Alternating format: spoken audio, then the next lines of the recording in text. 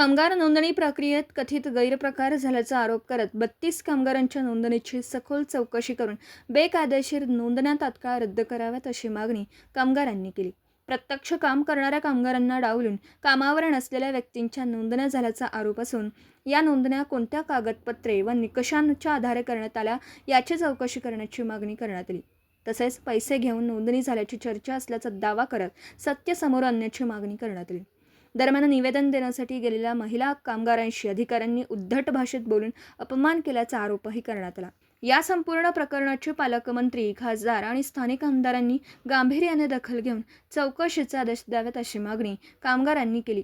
गैरप्रकार आढळल्यास संबंधित अधिकारी व जबाबदार व्यक्तींवर कठोर कारवाई करावी अशीही मागणी करण्यात आली. यावेळी वनिता पाटोळे, ओमकार पाटोळे, कुमार पाटोळे, सागर माने, महादेव अलदर, संतोष सरगर, प्रकाश बंदवडे यांच्यासह कामगार व महिला कामगार उपस्थित होत्या. जी नोंदणी झालेली आहे ती लोक प्रत्यक्षात कामाला नाहीत. 2016च्या कायद्यामध्ये सरळ सांगितलेलं आहे की जी माणसं प्रत्यक्षात कामाला आहेत त्याच लोकांची नोंदणी करून घेतली पाहिजे. मग त्या ज्या 32 लोकांची नोंदणी झाल्या ती कशाच्या आधारे झाली, त्याच्यावर म्हणजे कोणी चौकशी केली का, किंवा त्याची पूर्वकल्पना आम्ही जी काम करणारे कामगार आहेत त्यांना कोणी पूर्वकल्पना दिली का, ह्या बाबतीत काहीच घडलेलं नाही. आम्हाला पूर्वकल्पनाही दिली नाही आणि कुठल्याच नाही. यांनी परस्पर पैसे घेऊन सरळ पैसे घेऊन यांनी या 32 लोकांच्या नोंदणी केली असं आम्हाला ऐकायला पण मिळालं आहे. आणि पूर्ण चर्चा आहे MIDCमध्ये, पूर्ण ह्या मार्केट यार्डामध्ये पूर्ण चर्चा आहे. त्याचबरोबर आमचेही आज जे प्रत्यक्षात काम करणारे आता जे कामगार आहेत, जे कष्ट करणारे लोक आहेत त्यांच्यावर सरळ अन्याय आहे. त्यांच्या आता सध्या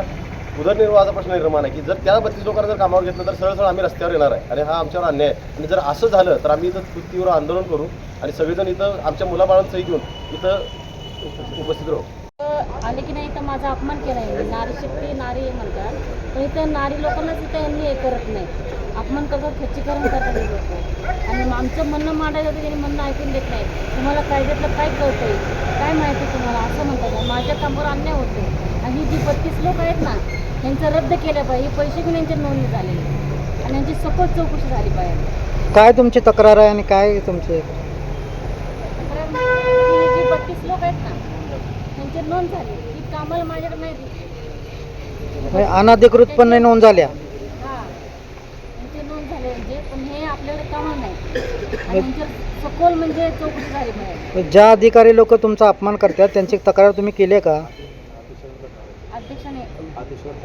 अध्यक्षावर तक्रार करणार आहे. माथाडी बोर्डाने जे काय 32 लोकांच्या नोंदी केल्या आहेत आणि त्याच्या 2 कोटीच्या लेव्हीसाठी तगादा लावून धरलेला आहे कंपनी. त्या ज्या नोंदी आहेत त्या अवैधरित्या आहेत. त्या नोंदी ज्या झाल्या ते पैसे घेऊन झाले असे लोकांनी चर्चा आहे. तर त्याची सखोल चौकशी झाली पाहिजे.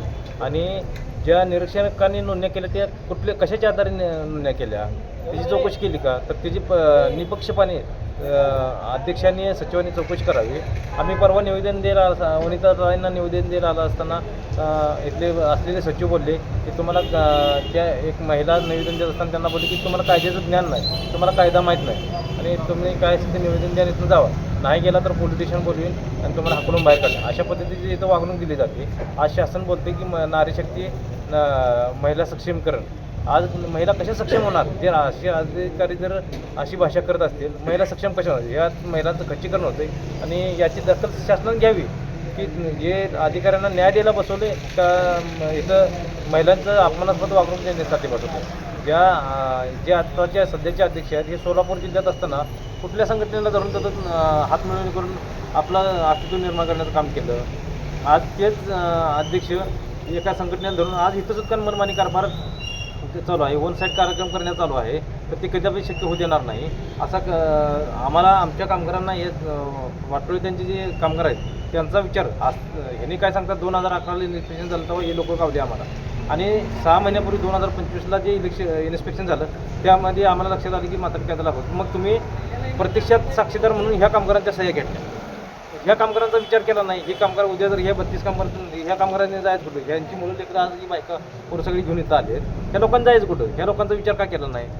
देवीचा तगादा लावून धरताय ना त्याच्या अगोदर हे लोक प्रत्यक्षात कामावर आहेत का? नोंदी करताना प्रत्यक्षात हे लोक कामावर आहेत का? हे लोक प्रत्यक्षात काम करत नाहीत आणि प्रत्यक्षात काम करणाऱ्या लोकांना बाजूला ठेवले, कामावर नाही त्या लोकांची नोंदी करून घेतली. हा कुठला अन्याय? जे काय हे चाललं आहे इथं हात मिळवणी करून मिलीभगत करून ही निपक्ष चौकशी झाली पाहिजे. ह्या कामगारांना न्याय मिळाला पाहिजे.